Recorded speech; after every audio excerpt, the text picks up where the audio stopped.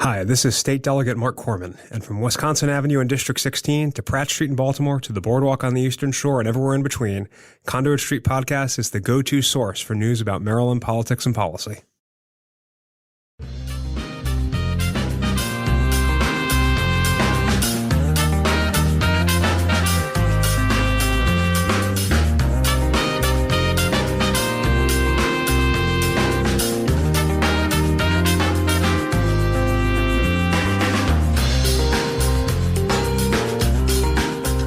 Hello and welcome to the Conduit Street Podcast. Kevin Kinnally here with Michael Sanderson and DePaul Nibber. Michael and DePaul, how are you today? Back on Conduit Street. How are you? Doing fine. Like to be back in Annapolis. Enjoy being back with you all and ready to roll again. I'm great. DePaul, you came back, so obviously it wasn't too terrible. This is the second appearance on the podcast. You decided it was worth it to come back with us for whatever reason, but we appreciate you being back here. Yeah, I mean, it's been 2 weeks. I felt like my voice needed to be heard. Right. and now you have this whole fan club, all these people coming out of nowhere to follow you on the socials and stuff. So that's that's the fame and fortune that comes with a really high-end podcast event like this. We get it. I'm in it for the paparazzi. Yeah. I mean, that's a good reason to be in it, to be honest with you. Yeah. So, but anyway, before we get into anything else today, gentlemen, I do want to take a moment of personal privilege. I have been for months and months and maybe, years. Here it comes. Congress, like in the football. They finally passed the infrastructure bill. And I feel vindicated. I got to be honest with you. I've felt attacked in the past few weeks and it's done. It's done. And this is a big deal. So Michael, you want to eat crow, or what do you think? I'm glad to have been wrong. Okay. Now I was never on, I hope it never happens. That was never my team.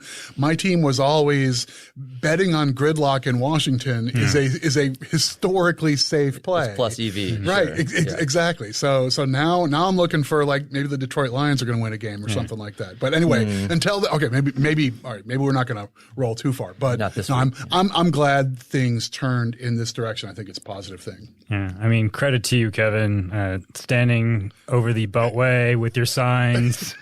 Clearly got someone's attention in power. So that's not too far from the truth. But kidding aside, I mean, in all honesty, this is really good news for the nation. And for Maryland, for our state, this is billions for roads, bridges, transit, broadband, cybersecurity, all of those big issues that we talk a lot about that plug in directly to county government. This is a big win. So we're really excited about it and happy about it. We're going to get into a lot of stuff today. So we have a lot of loose ends that we're going to cover, and that's why DePaul is here. So we feel like we can do that. We're going to talk about the latest on the opioid settlement that is on the table in Maryland and a lot of other states. We're going to talk about the federal vaccine or test mandate that right now has been stayed in federal court. And then, of course, we will get into special session. We have a date now, so we'll talk nuts and bolts. And then we're going to get into another initiative. Last week, we focused on two of our legislative initiatives, reinvesting in local transportation infrastructure and making sure that our first responders have the resources that they need to provide care. We'll put a link for that in the show notes, but today we're going to focus on the third, and that is defending local officials against threats and intimidations. So before we get into that initiative, I mentioned that we have some loose ends to tie up, and DePaul, you're perfect to have with us today because some of these issues are right up your alley. Let's first talk about the vaccine or test federal mandate that, as I mentioned, is now on hold. County governments are employers, gentlemen. This rule would affect all county governments because of the amount of employees that we all have here in Maryland. So first of all, what is the rule and what is its current status? Yeah, I can give a super quick version from the top down. We heard a few weeks ago the president say he was going to develop as a matter of federal policy for large employers, 100 or more employees, a rule to govern this as a matter of workplace safety. So that's the foothold for the government to be involved, is that the federal government and the states, through either their own system or under the envelope of the feds, you have rules and regulations about workplace safety. If you've worked in almost anywhere, if you've worked, you might have seen, various signs posted around that say, these are safety protocols and this is who you can contact if you're worried about safety, that sort of stuff. It's a long list of things like that in the name of workplace safety. So, here's the trash compactor, here's the forklift, or here's the electrical equipment. And there's a federal agency and there are state level agencies that govern, you have to do this, you must must do that. The idea is making sure that people are taking appropriate precautions and that you can be safe around your coworkers is a matter of community safety in the workplace. And that's the entree for the government to get in. And the nuts and bolts are turning when it's now been a week or so since the feds unrolled, okay, here's what our rule is going to look like. And you've got a certain amount of time to come up with a policy as an employer. Congress essentially gave this authority to the president back in like 1970 to create these rules for occupational safety. And it's kind of a different kind of way of getting towards a vaccine mandate or a testing mandate, if you will. It's an interesting avenue to take. But the bottom line is, I mean, of course, there are a lot of people concerned about this because this affects private employers. This would affect governments, anybody with over 100 employees. And so people are sort of trying to rush to figure out exactly how they're going to implement this policy. And then we see that things are held up. So we know that the idea is you have a right to be healthy in your workplace. And the idea here would be other people need to be vaccinated or tested to make sure that you continue to have that right, that you can be safe. But now this has been held up in federal court. I mean, that's nothing new. We see that a lot these days, especially we're a very litigious society. So where are we right now? If you're sitting, if you're listening to this podcast, maybe you're a county administrator and you're trying to look at the tea leaves and figure out what's going on. Just because this has been held up doesn't necessarily mean you should just say, well, forget it. We're good. We don't need to do anything, right? Yeah, so the story is making the rounds right now, but these cases are being filed in multiple different jurisdictions. They're going to a number of different federal courts, and those federal courts are essentially subject to a lottery. It used to be, that you could shop for your court, right? Way back in the day, like one that's going to get you the ruling that you want. Now it's a lottery. So, Michael, this lottery. So we have a bunch of different circuits all over the country, right? And we know there are challenges in all these different circuits. So I guess the idea is instead of dealing with all these different rulings and all these different cases, we literally just put some names in a hat, and then whichever circuit comes out, they're the ones that are going to take the lead. I think that's basically how it's going to work through the federal courts, that they need to have a review at a level below the Supreme Court. And so that'll happen through this peculiar circumstance. But for those of us who are stakeholders in this rather than like the direct litigants, I think the bottom line is we know that federal policy, now you almost have to expect a window of litigation as a step in going from idea to implementation. And so there will be a legal test as to whether this is beyond the bounds of what OSHA, the federal agency, has the ability to do. And the courts will sort that out. I don't think this is one of these issues that's going to take like 2 years to sort it out in the federal courts. This will be an expedited decision. So it will probably be measured in weeks rather than months before this gets fully untangled. And the real question is, what's going to happen there, and what happens if this gets ultimately upheld through the federal courts.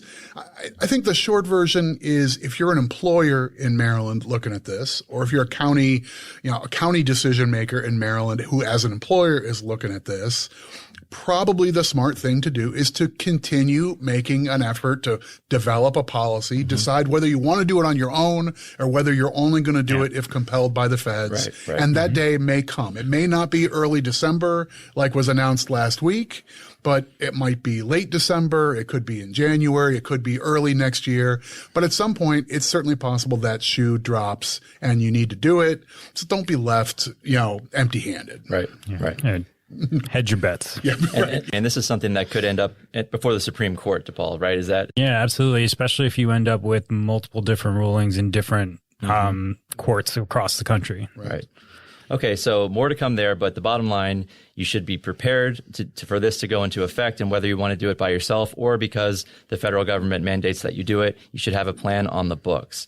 Next, sort of these odds and ends, DePaul, we talked a few weeks ago when you were on about the opioid settlement that is on the table here in Maryland. Right now, we've made some headway, and we're still dealing with a tight deadline here, but sort of refresh us on what's going on and what is going to happen tomorrow and then in the weeks ahead. Yeah, so we still have that January 2nd deadline for all the locals to sign on to the Attorney General's settlement with Johnson & Johnson and the other opioid medication distributors. So what's happening now is the Attorney General, he, like we said in the previous podcast, he put forward these terms for the settlement that sends some money to the local, some to the state, and then there's a bunch of formulas here and there. What's happened is the Attorney General has reached out to a number of different jurisdictions, a number of different stakeholders, and they've all kind of asked for a different set of terms.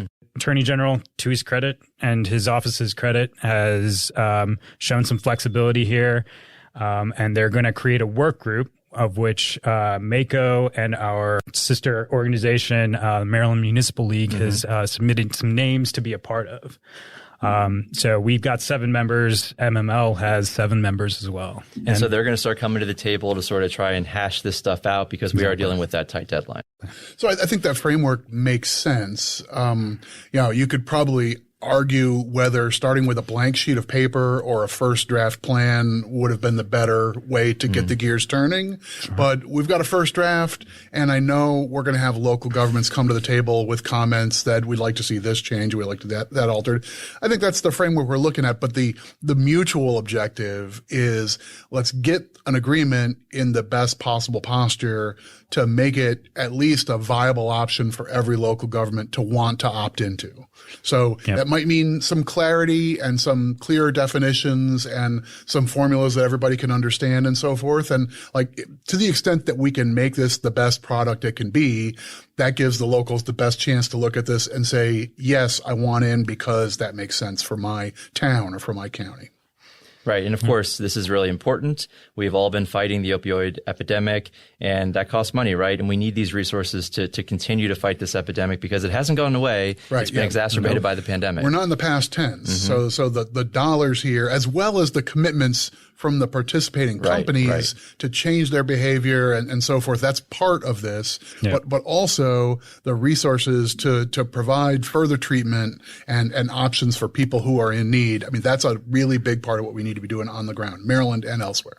Yeah, and not to get too off track here, but there's been 2 kind of news-making headlines recently of both a California state case and also the Oklahoma state cases where they basically overturned settlements that were thought to be set in stone. Right. So that could have some ramifications for our talks here. Right. So the national landscape's still unsettled here, but this is something that every state is dealing with. These were national, lawsuits that were consolidated. We talked about that. But when it comes to Maryland, people are coming to the table. That's the right way to do this, to give that forum for people to have the opportunity to show up and say, hey, we need a few tweaks here and there. But ultimately, I think everybody is moving in the same direction as we want to get the resources we need. It's just a matter of nuts and bolts at this point. Yep. Okay, so we're going to have more on that soon. And then sort of our final loose end here, we've talked a lot about special session. We have told you that the General Assembly is going to come to town at some point in December. They have to draw these federal redistricting maps for Congress. They're going to have a few other things on the menu, but now we have a date, Michael and DePaul. You want to reveal that date to our listeners? So it's more or less what we had expected. We knew it was going to be in the month of December. Monday the 6th is the date. Everyone's been asked, circle this on your calendar, block out a couple of weeks if needed, but plan to come to town on December 6th. It's a little inconvenient for those of us who are trying to do a public policy-based conference in the state, but so it goes. That's not a principal consideration for the legislature, and that's, all's good there. But so as a practical matter, this kind of matters. This is the General Assembly delivering to the governor an announcement, we intend to reconvene in general session, in a special session on this particular date. So December 6th, and probably for a few days, not like a couple of weeks. Right. So DePaul, what's on the menu? So we know what they have to do, the maps. There are a few other things that I think are top of mind for the General Assembly, one of which is they need to probably override some vetoes if they want to do that. There are some procedural rules that they have to follow there. And then there's another big ticket item on the menu that a lot of people have been talking about too, DePaul. And what's that one? They're going to vote on a new treasurer. Nancy Kopp has announced her retirement, longtime treasurer here in Maryland. Treasurer is elected by the General Assembly. Both chambers come together.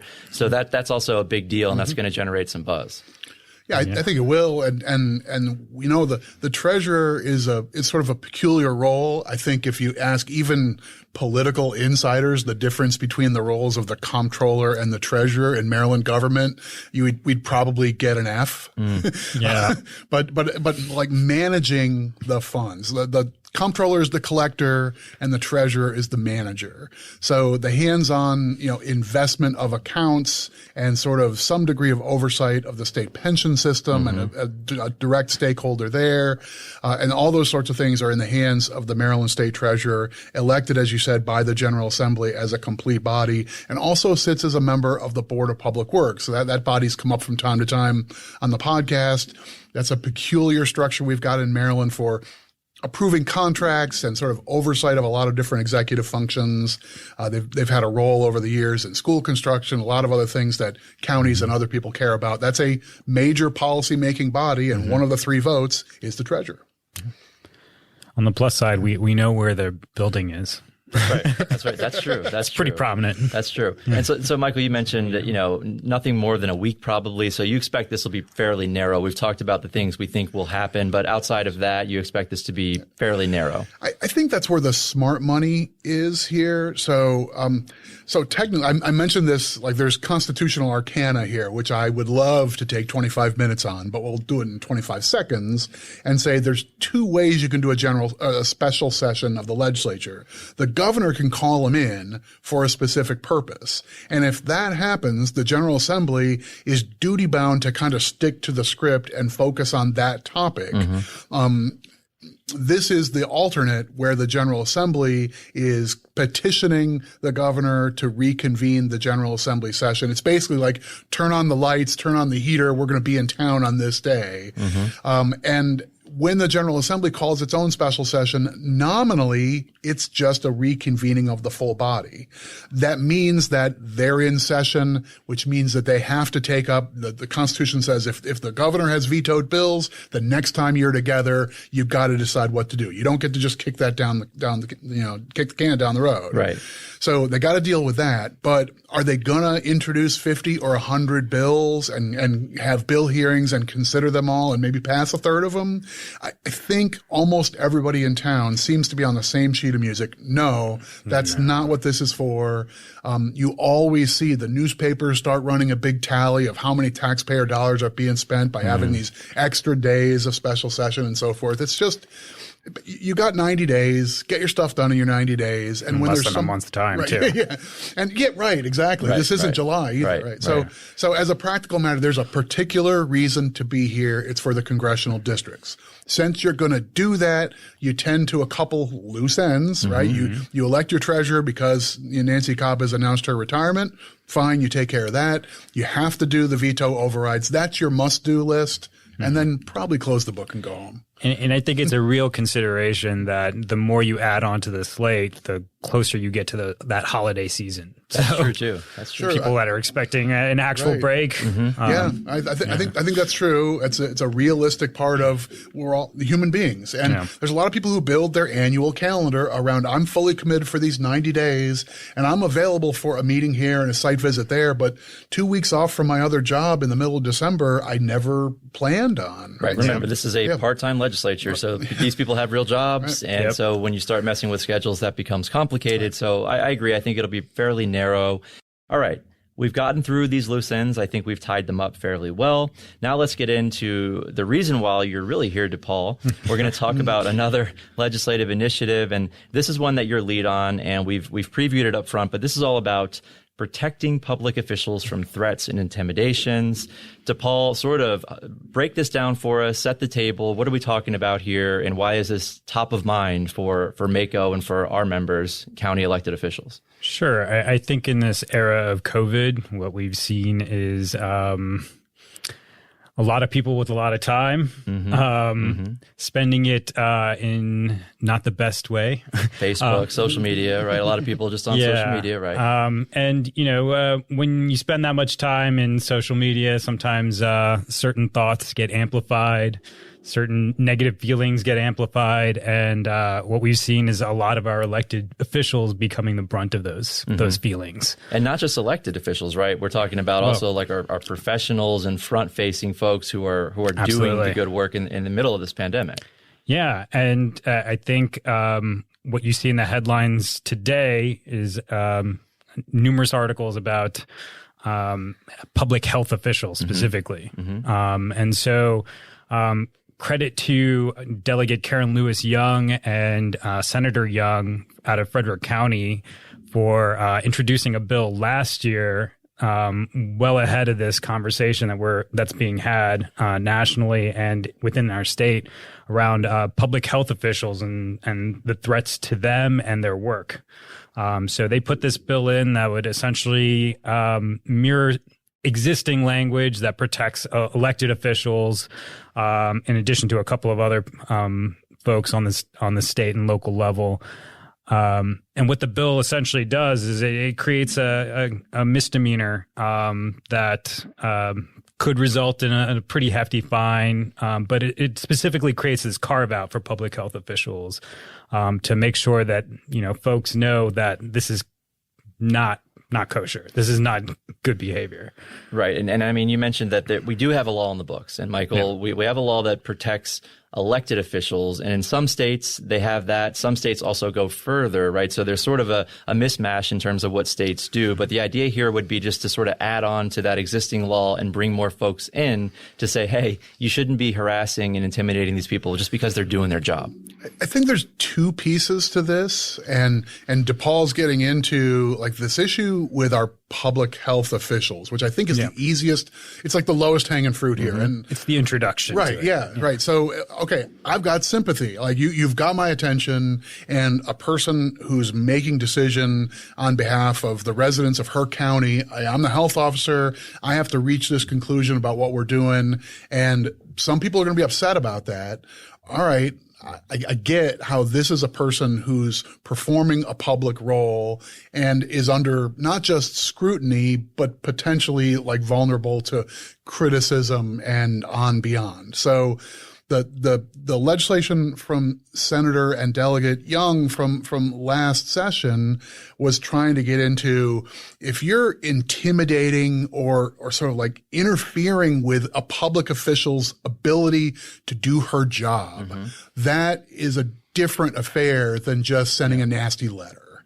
And that is, I think, that is a point of view whose time has come. I mean, you read this stuff in the headlines about people who are being bullied publicly, but also, people are standing in my yard and they're threatening my family or my kids. And they're saying words to the effect of, if you do this, then this will happen. You've got generic umbrella laws for terms like assault and so forth. But this is a different flavor than just the generic, I'm going to beat you up. Yeah. I mean, could you imagine being kind of on the lower end of the poverty spectrum, and this is your only clinic right next to you? It's operated by your local health department. You're just trying to go in there and, get your flu shot or something along those lines, or maybe even something more critical. Sure. And you're blocked because someone has a grievance with the official in that building for whatever reason.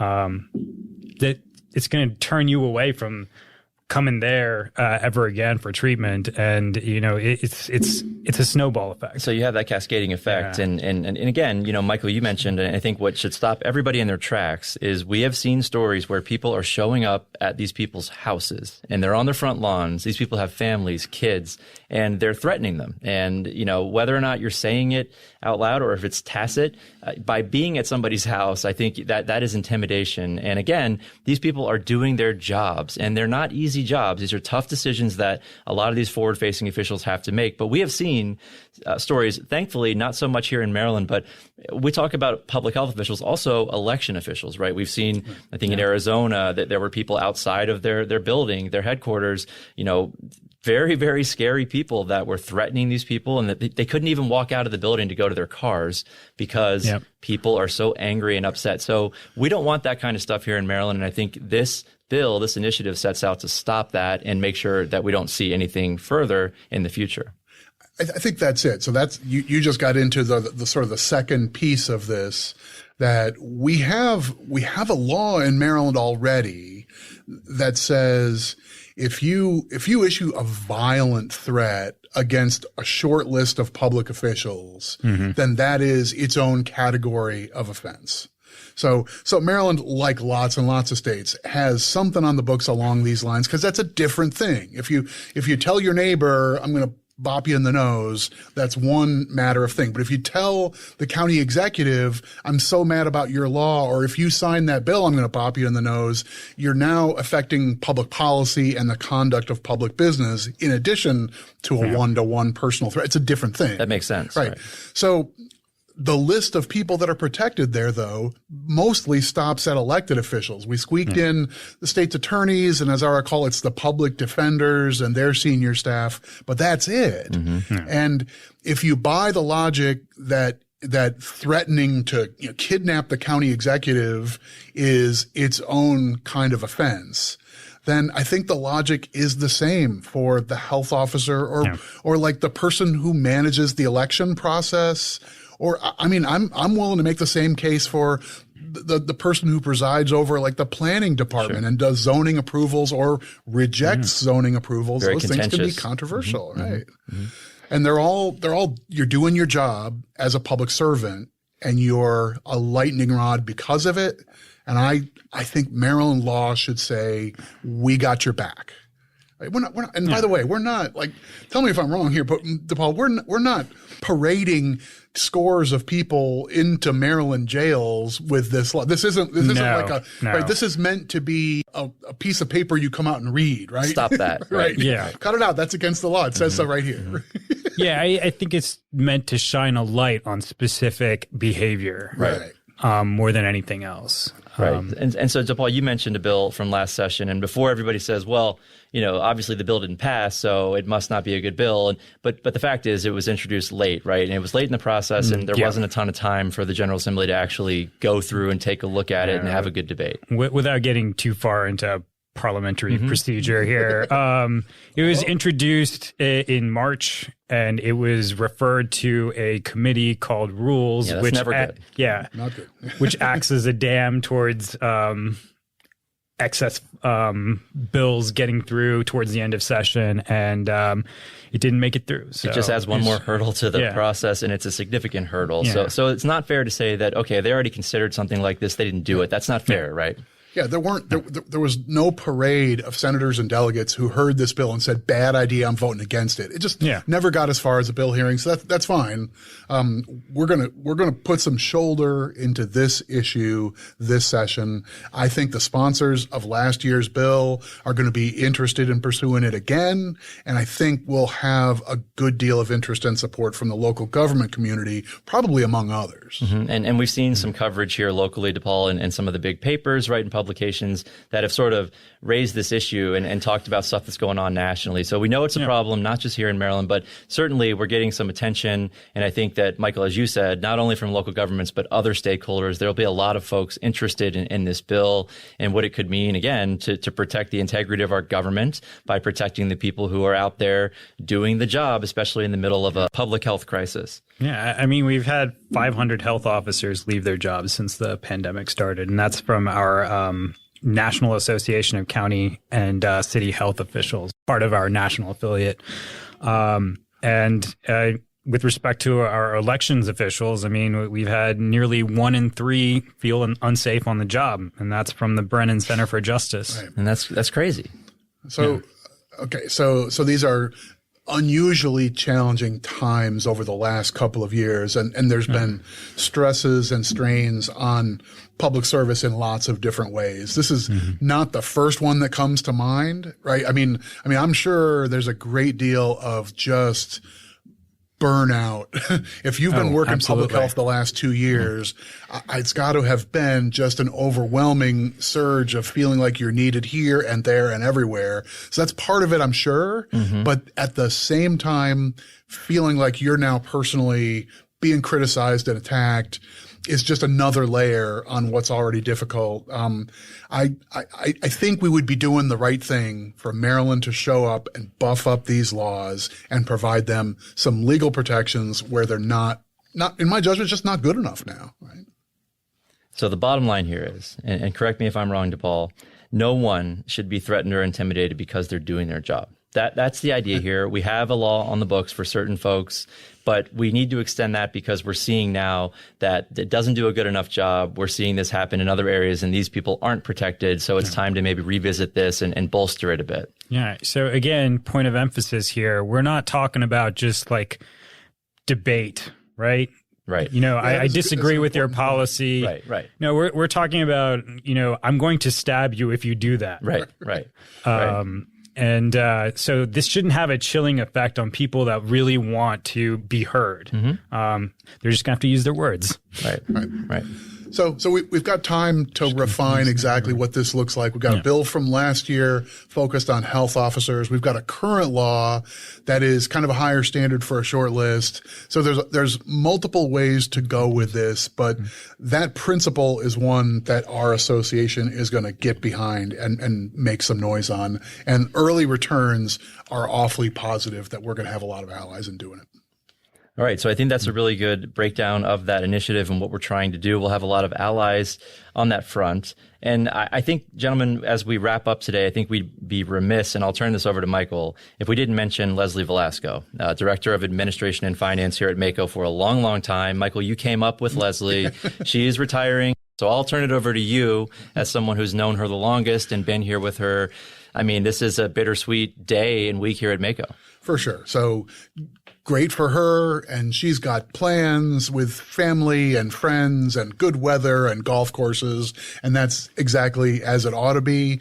But it will be an enormous change for our association. And sometimes, I mean, I get way too much credit for things that happen that MACo does that people are happy about. Right. People come to the conference, someone slaps me on the back and says, thanks so much for helping me out. My exhibit booth was in exactly the right place and we got all this great traffic. We made these great contacts. This is the best conference we've been to. And I'm going to go tell those people in Nebraska that Maryland is way better. And they tell me, but the reason that was so great was because Leslie Velasco shepherded them through that whole process and made sure they were on the outside corner. And she advised them, no, don't do this. Do that. That works way better. And no, I'll get you that extra badge. No, bring her in too. Yeah, you want her there too. Right. MACo's good at that stuff, and it happens at the one-to-one level. So it's nice for someone to tell me, hey, Mike, you did a good job. The reality is Leslie has been crushing it for MACo and for our members